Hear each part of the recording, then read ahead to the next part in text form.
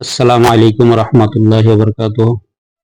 আমার সম্মানিত নাজরিন, সুপ্রিয় দর্শক, আপনাদের সবাইকে জানাই অনেক অনেক অভিনন্দন, শুভেচ্ছা, মোবারকবাদ।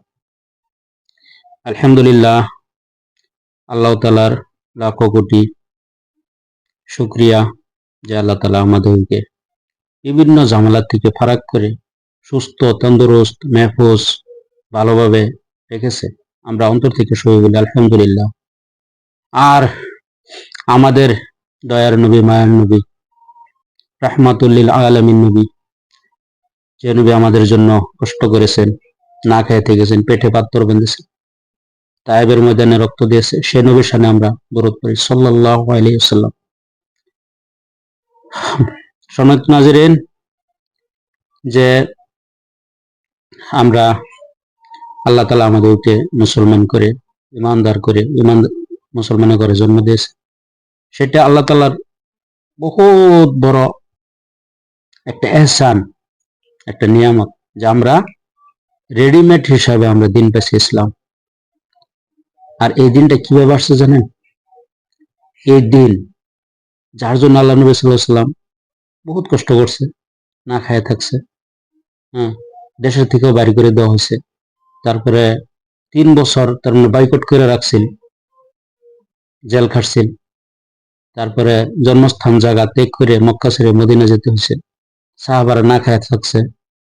যে একজন সাহাবা ওমর ফারুক রাদিয়াল্লাহু আনহু কইছিল যে তোমার কমরটা এত তার মানে চিকন কে? তখন কইছে যে ওমর, দেখো, তুমি যে ইসলাম গ্রহণ করছো, তোমাকে কেউ তোমার উপরে কষ্ট জুলুম নির্যাতন করা হয় নাই। আর আমি যখন ইসলাম গ্রহণ করছিলাম, যখন আমি কলিমা পড়ছিলাম, তখন আমাকে হাত পাও বেঁধে সারাদিন এই পাথরের কয়লাগুলি জ্বালাইয়া হেরে ওই কয়লার উপরে আমার শোয়াই দেওয়া হয়েছে। আর আমার পিঠের গোস্তর যেগুলা চর্বি, এগুলা জ্বললে জ্বললে সেটা দিয়ে সেই কয়লাগুলা লিপছে। তা আমি বহুত কষ্ট আমার করতে হয়েছে, তোমার ওই রকম কষ্ট করতে হয় না। তখন ওমর রাদিয়াল্লাহু তাআলা আনহু পাঞ্জাবিটা উঠায় একটু পিঠের দৃশ্যটা দেখে লগে লগে পাঞ্জাবি ছেড়ে দিয়ে চোখের ভিতরে এরকম হাত দিয়ে আর কি উনি করছিল, যে এত কষ্ট ওনাদের করতে হয়েছে। তো ওইরকম প্রত্যেকজন সাহাবা দিনের জন্য শহীদ হয়েছে। আমরা জানি বদরের যুদ্ধ সাহাবা শহীদ হয়েছে, ওহুদের যুদ্ধ বহুত সাহাবা শহীদ হয়েছে। আর বিভিন্ন যুদ্ধের ক্ষেত্রে বহুত সাহাবা শহীদ হয়েছে। আর তারপরে আমরা এই যে দিন পাইলাম, সেই দিনের আমরা এহতেরাম, সেই দিনের মহাত্ম, সেই দিনের যেটা ফজিলত আমরা জানি না ভাই। কে রে জান? এটার ভিতরে তো আমাদের সময় লাগে না, এটার ভিতরে তো আমাদের মাল লাগে নাই, টাকা লাগে নাই, পয়সা লাগে না, আমাদের জীবন চায় না, আমাদের রক্ত লাগে নাই। তাহলে আমরা এই দিনটা কিভাবে আমরা বুঝবো যে এই দিন ইসলাম এটা কিভাবে আসছে? আজকে যে আমাদের ঘর থেকে যে ইসলাম বিদায় হয়ে যাইতেছে ভাই, তার জিম্মেদার কেরা? তার জিম্মেদার আমরা। ভাই, একটু আসেন দিনের দিকে, দেখেন ইতিহাসের দিকে, দেখেন আজকে আমরা যেগুলা সেলিব্রিটিদের উপলক্ষে আমরা ফ্যাশন করি, তারা কিন্তু আমাদেরকে চিনেও না, জানেও না, চিনবেও না। কিন্তু আমাদের যে মেইন সেলিব্রিটি, যিনি আমাদের জন্য কত কষ্ট করলো, জীবনের অন্তিমটা মুহূর্ত পর্যন্ত যিনি আমাদের জন্য কান্না করলো, হ্যাঁ, সেই নবীকে আমরা ভুলে যে আমরা নবীর সুন্নতকে ভুলে গেছি, আমরা নামাজ থেকে, দিন থেকে দূরে সরে গেছি। ভাই, কিরকম হবে? ইনশাল্লাহ এখনো সময় আছে, চলে আসেন আল্লাহর দিকে, চলে আসেন আল্লাহর রাসূলের দিকে। যে আল্লাহর নবী যতদিন পর্যন্ত পূবের থেকে বেল উঠবো, পশ্চিমে ঢুকবো, ততদিন পর্যন্ত তিনার নেতৃত্ব চলবে ইনশাআল্লাহ। সেই নবীর নেতৃত্বে আমরা চলে আসি, সেই নবীর ছায়ার তলে আমরা সবাই একত্রিত হয়ে যাই। আমরা আমাদের ভিতরে মতবিরোধ আমরা বাদ দেই, ইখতিলাফ আমরা ছেড়ে দেই। ইখতিলাফ আমাদের থাকতেই পারে, কিন্তু বিভিন্ন দলে, যেরকম বনি ইসরায়েলেরা 72 দলে বিভক্ত হয়ে গেছিল, যে সেরকম আমরা যেন ফিরকায় পরিবর্তন না হয়ে যায়। চলেন, আমাদের আল্লাহ একজন, আমাদের কিতাব আল কোরআন কিতাবুল্লাহ, আমাদের নবীও একজন, হযরত মুহাম্মদ সাল্লাল্লাহু আলাইহি সাল্লাম। তাহলে আমাদের ভিতরে ভাই কি ইখতিলাফ আছে ভাই? সবই তো আমগর একই। একটু যেগুলা মাসলা আমগর ইখতিলাফ, যে বুকের উপরে হাত বানতে লাগে, নাভির নিচে হাত বানতে লাগে, জোরে আমিন বলতে লাগে, মেসওয়াক ডান দিকে থেকে করতে লাগে। আরে ভাই এগুলা ইখতিলাফ ছাড়েন না ভাই, ছাড়েন। আসেন আমরা সব এক হয়ে যাই। আমরা এক নবীর উম্মত তো আমরা। হ্যাঁ, আমাদের যেটা করণীয়, আমরা যে মুসলমান, আমরা সবই তো মুসলমান, আমরা সবই তো কলিমা পড়েছি লা ইলাহা ইল্লাল্লাহ মুহাম্মাদুর রাসূলুল্লাহ। তাহলে আমাদের ভিতরে পার্থক্য হবে কেন ভাই? আজকে আমরা কই বিভিন্ন দল, বিভিন্ন ফেরকায় আমরা বিভক্ত হয়ে গেছি। চমুক ওই দলের, তমুক ওই দলের, তমুক ওই দলের। ভাই দলে বিভক্ত হওয়া যাবে না।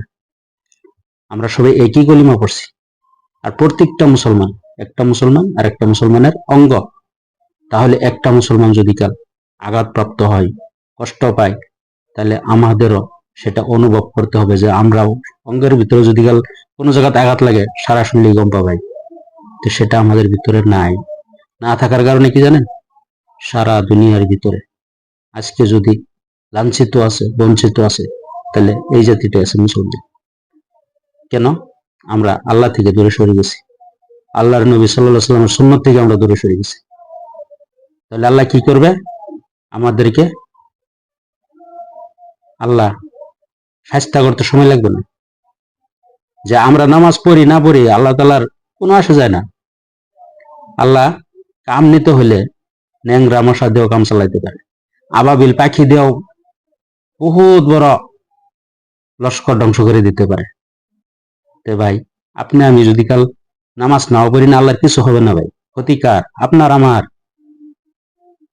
আল্লাহর কোনো যায় আসে না। আমরা সবাই যদি কাল আল্লাহর আবিদ ওলি হয়ে যায়, আমাকে সবাই যদি আল্লাহ জান্নাত দিয়ে দেয়, আল্লাহর খাজানা থেকে, ভান্ডার থেকে এক চুল পরিমাণ কম হবে না ভাই।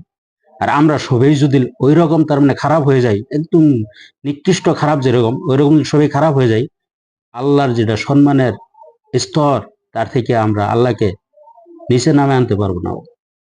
আল্লাহর যে জায়গার ভিতরে আল্লাহ আছে, যেটা আল্লাহর সম্মানের যেই স্তরের ভিতরে আছে, সেখানেই থাকবে। আমি আপনি কিচ্ছু করতে পারবো।